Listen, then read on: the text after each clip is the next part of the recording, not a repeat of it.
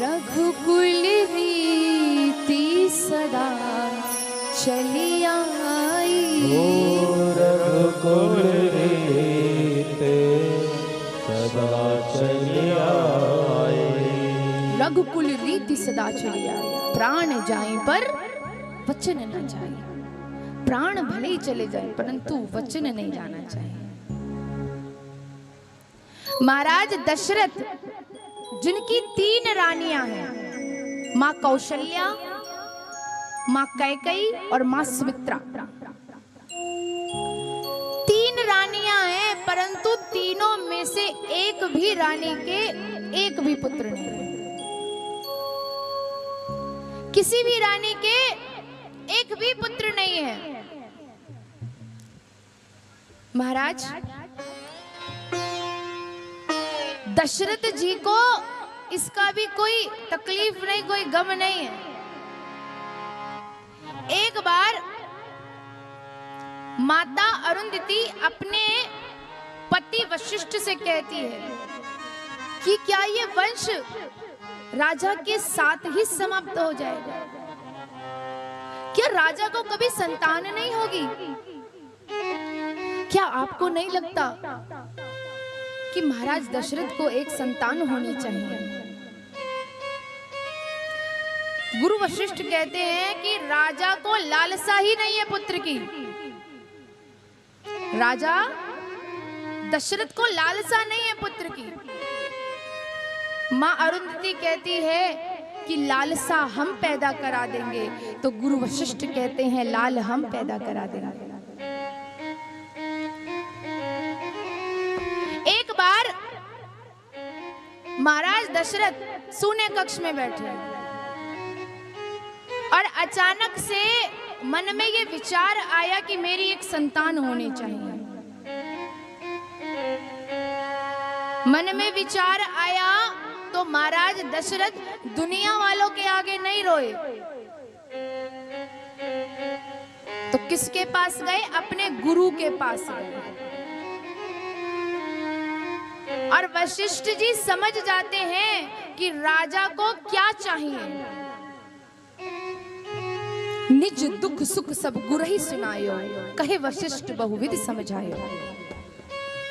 सारा अपना सुख दुख सब कुछ समझा दिया। वशिष्ठ जी ने कहा अरे ठीक प्रकार से समझाइए, क्या चाहते हैं? सब समझ गए। यदि महाराज दशरथ दुनिया वालों के आगे जाकर के रोते कि मुझे एक पुत्र चाहिए, मुझे एक संतान चाहिए, तो ये दुनिया वाले महाराज दशरथ का मजाक उड़ाते, उपहास उड़ाते। बूढ़ा हो चला है और पुत्र मांगता है। इसलिए महाराज दशरथ किसी के पास नहीं गए, सीधा अपने गुरु जी के पास गए। गुरु वशिष्ठ समझ गए। सरयू के किनारे सुंदर सी वेदिका बनाई गई और 9 दिन का यज्ञ चला है। श्रृंगी ऋषि को बुलाया गया। ये रिश्ते में दशरथ जी के दामाद लगते हैं। मां कौशल्या ने कभी किसी पुत्री को जन्म दिया होगा जिसका नाम शांता है, और उसी का विवाह श्रृंगी ऋषि के साथ हुआ। इसलिए ये रिश्ते में श्रृंगी ऋषि महाराज दशरथ के दामाद हैं, पूज्य हैं। अब यहाँ 9 दिन का यज्ञ चला है और 9 दिन के बाद यज्ञ नारायण भगवान चिरुहवि लेकर प्रकट होते हैं। बोलिए यज्ञ नारायण भगवान की जय हो। जैसे ही प्रकट हुए हैं वो दिव्य प्रसाद गुरु वशिष्ठ के हाथ में दिया है। लीजिए। गुरु वशिष्ठ ने राजा दशरथ को वो प्रसाद दिया है और कहा है कि जा करके ये आधा आधा तीनों रानियों को प्रसाद खिला। महाराज दशरथ पहुंचे तो अर्ध भाग कौशल्य ही दीना, आधा भाग जो खीर थी उसका आधा भाग किसको दे दिया? कौशल्या मैया को दे दिया। अर्ध भाग कौशल्य ही दीना और उभय भाग आधे करके। आधा भाग कौशल्या को दे दिया और जो आधा बचा उसमें से 2 हिस्से किए। 2 हिस्से किए तो एक हिस्सा कैकई मैया को दिया। अब जो एक आधा हिस्सा बचा उसके फिर से 2 हिस्से किए और दोनों हिस्सों को कैकई मैया को और माँ कौशल्या को दिया है और कहा है कि ये तुम दोनों जाकर माँ सुमित्रा को देना। किसको देना? माँ सुमित्रा को देना।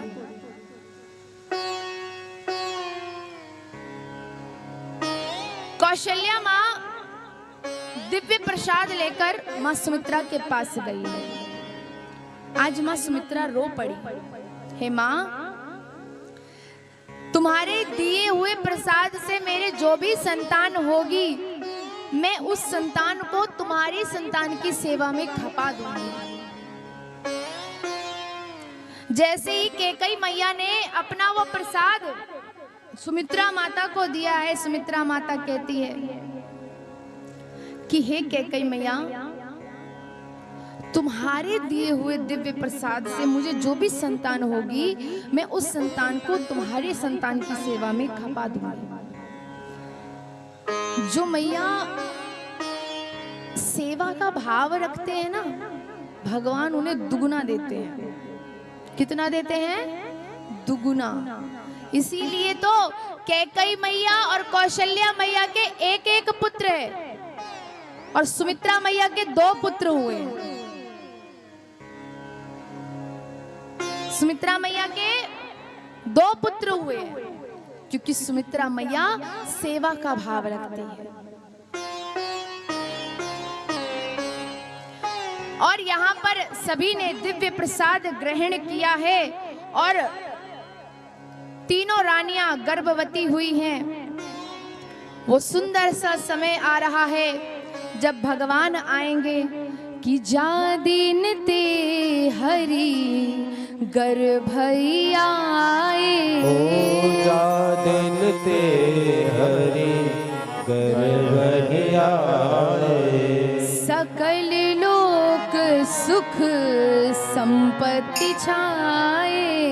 सकल लोक सुख संपत्ति छाए। जा दिन ते हरि गर्भ आए। जब से भगवान आए हैं सब कुछ मंगल ही मंगल हो रहा है। भगवान आए और मंगल ना हो, ऐसा हो सकता है? भगवान तो सुख को देने वाले हैं, आनंद देने वाले प्रभु श्री राम हैं। नवमी तिथि थी और भगवान सभी देवी देवता भगवान श्री राम जी इस धरा पर आए चल करके।